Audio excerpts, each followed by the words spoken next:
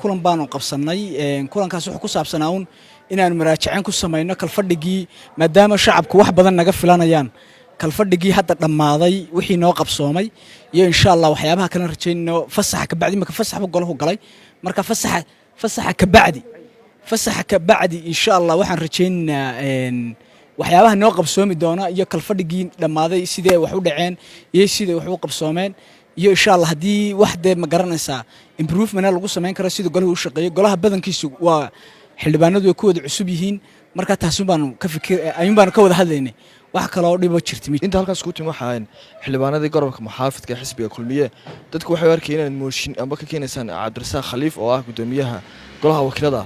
dadka qaar baa wali sida aaminsan maxaad ariga ka leedahay may wax mooshin xilli la iska keenaa ma jirto completely ma jirto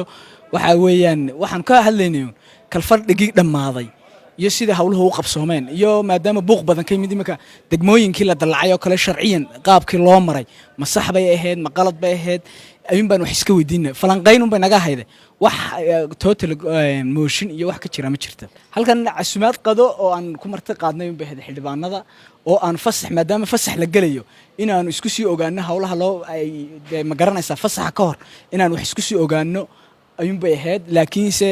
wax kale oo tashiyo jirta ma jirin waxaana dib u eegis ku yara sameynay maadaama qodobo dhacay oo sharciyan la isku haysto imika waxa kamid ah saddexdii degme la dalacay